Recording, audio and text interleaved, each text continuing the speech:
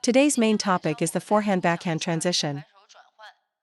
For shakehand players, do you need to adjust your fingers during the transition? Yes, a finger adjustment is absolutely necessary. Let me explain my method. Let's focus on the details. I keep the V of my hand centered on the handle for a neutral grip, not a forehand dominant one, although many elite players do favor a forehand grip. To be honest, I'm hesitant to change because I was trained from a young age to keep my grip centered. So, a centered V grip is my standard forehand grip. Recently, I've discovered a key point for the forehand grip. When looping against backspin, your index finger must lie flat on the rubber. Make sure there's no gap between your finger and the blade, and don't let it curl upwards. Avoid letting the index finger point up. Whenever I grip it that way, I feel my loop doesn't generate enough spin. So, players, you can try my grip for your forehand. Even when I played professionally, my finger wasn't this flat. This is a feeling I've developed recently through coaching. I encourage you to try it. Flatten your index finger just a little. This is my forehand grip. Now, as I transition to my backhand, watch my index finger closely. I pull the index finger back slightly. This shifts my grip for a powerful backhand, and you can see the V of my hand is now biased towards the backhand side. This makes my forehand to backhand transition incredibly smooth. Let me share another tip.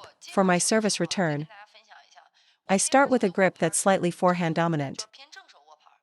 Then, in the instant I begin my backswing, I make the necessary grip adjustment. In my ready stance for a receive, if the serve comes deep to my backhand, I shift to a backhand grip during the backswing. If the ball comes directly to my forehand, I just execute the stroke with my initial grip. When you pull your index finger back for the backhand bias grip, it makes your backhand stroke much more effective. To switch back to the forehand, I simply extend my index finger out again. I make this adjustment on every shot. You have to make these micro adjustments. A forehand dominant grip will limit your backhand power, and a backhand dominant grip will weaken your forehand. I adjust my index and middle fingers. When I was younger, I adjusted my middle finger, but I found adjusting the index finger is much quicker. This is forehand, this is backhand. Back to forehand, back to backhand. Any transition, whether from backhand to forehand or forehand to backhand, must be supported by footwork. For example, after a forehand shot, as I move to my backhand, I adjust my fingers simultaneously. The transition is seamless.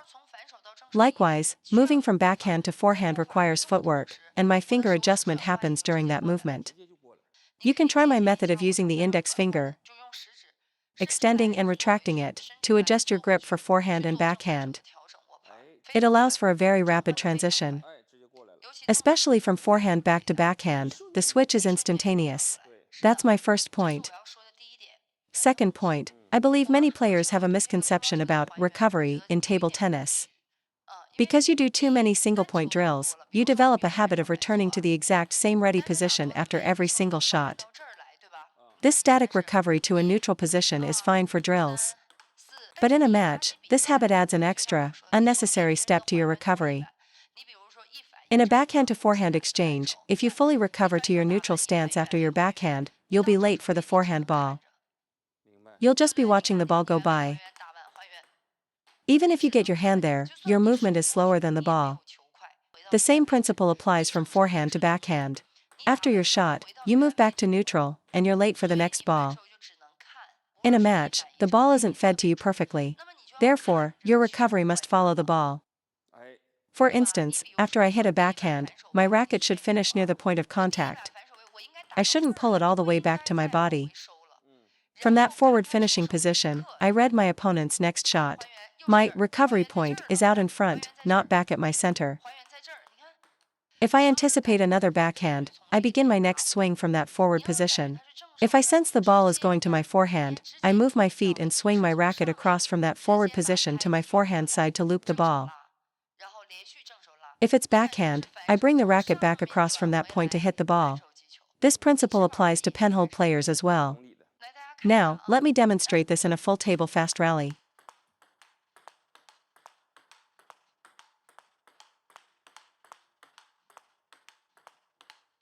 My third point, after your backhand stroke, your racket is blocking your line of sight.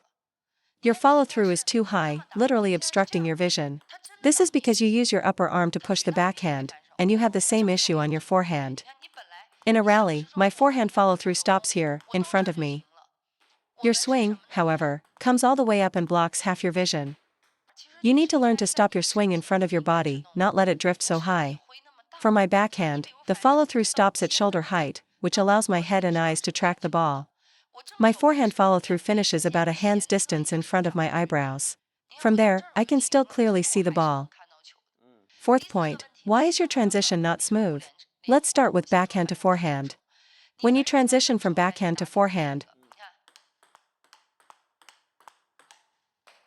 your problem is that your forearm is not opened up. Your arm remains bent. How can you expect to generate any forehand power from that position?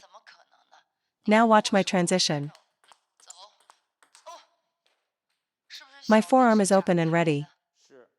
Your forearm, as you move to the forehand side, is in a pushing state rather than an open state, ready to meet the ball. You're not meeting the ball. When coaches say, don't have a big backswing, we don't mean keep your arm tucked in. You still have to open your forearm. That's not a backswing. So, when transitioning from backhand to forehand for an attack, you must open your forearm. For a quick block or drive, the racket should be at your side. For a loop, it should be slightly behind you. Your current motion is too cramped. You can't possibly loop the ball from there, you'll get jammed.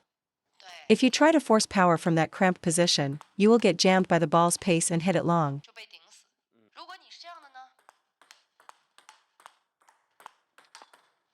So, when a ball comes to your forehand and you want to return it with quality, you must first open your forearm. However, your elbow and shoulder should not pull back. That will also get you jammed. Keep your shoulder and elbow stable, and just open the forearm. This will allow you to properly contact the ball and use your power. To transition from forehand to backhand, the key is to drive your hand diagonally forward. After a forehand shot, if you just move your arm horizontally across your body like this, you will be too late. So after your forehand stroke, your hand must move forward and up. This will prepare you for the backhand rally. Often, your footwork will be slightly behind, meaning your contact point will be at the side of your body, not perfectly in front. For this type of wide ball, I recommend you focus on reaching forward and to the side, letting your body's center of gravity follow, and learning to hit the ball outside the frame of your body. While standard practice involves hitting the ball in front of your body, a real match involves dealing with wide balls from your opponent. The wider the ball, the more you must reach forward to meet it. Why do I hit the ball out of bounds so often in matches? It's because when you generate power, you must also control it. Notice that whether I'm doing a punch block or a rip, I control the end of the stroke. When you decide to attack with power, you cannot have a completely free-swinging motion. Let's say your regular shot uses 90% of your full swing length. Your power shot should only use 70% and have a sharp, breaking stop. For power shots, you must break the motion. Stop. Stop. So, always keep something in reserve in your hand. As I've said before, always leave 30% margin for control. Don't use 100% dead force. That's the first point. Second, stop your swing earlier. For my regular backhand drive, my follow-through is here. For a power punch, I stop it much shorter. If I try to generate power using the same full follow-through as my regular drive, the ball will go long. Next problem, why can't you hold your ground in backhand to backhand rallies? It's because you are backing away. Look at what's happening.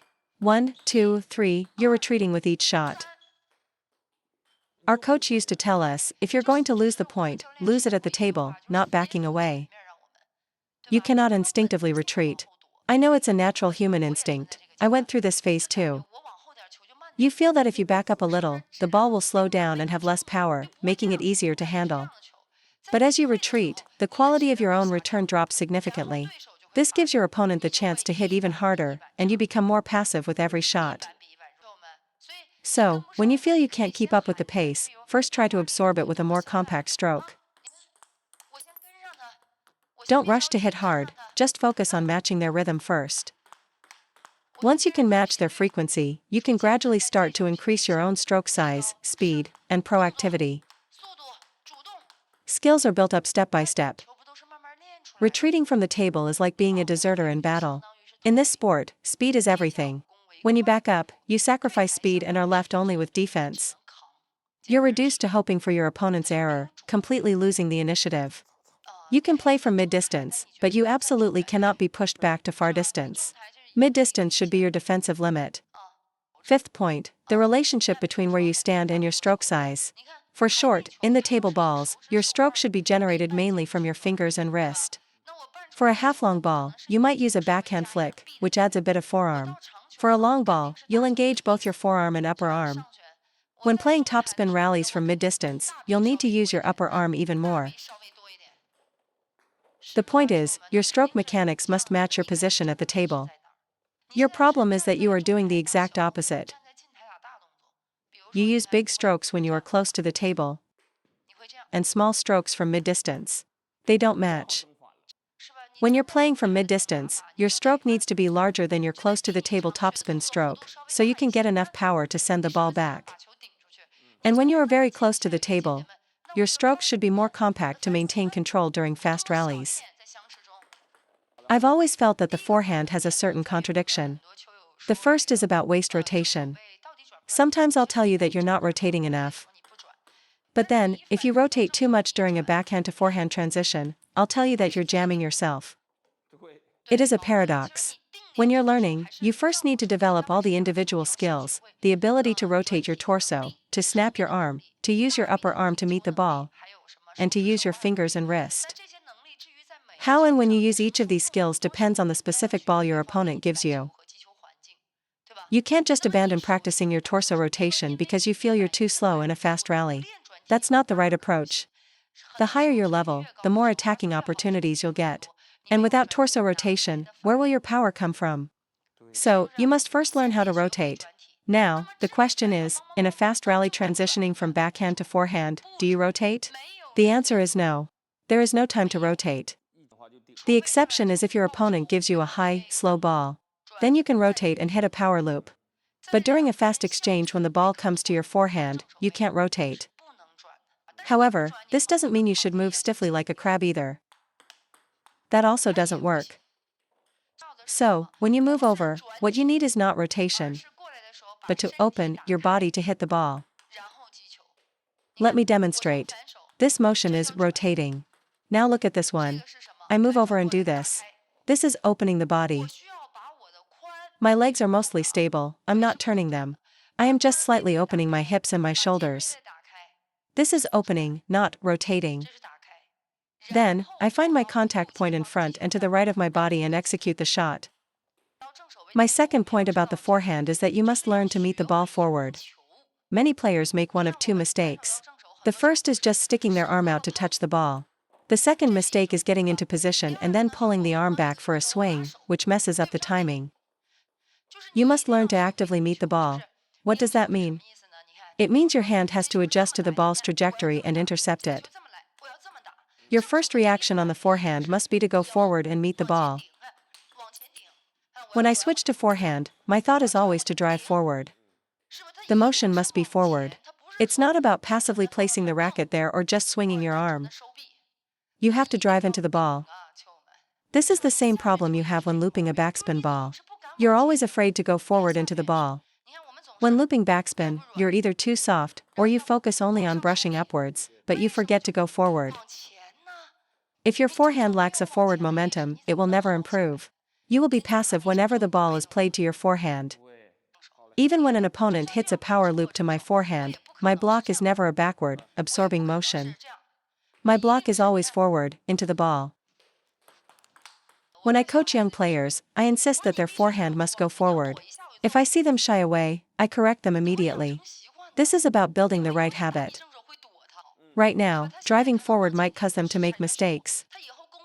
But in the future, as their skill develops, that forward motion will turn into a counter loop or a counter drive. It becomes an offensive-defensive shot. This way, their forehand will always maintain an attacking mindset. If they can then stabilize their backhand, their future potential will be very high.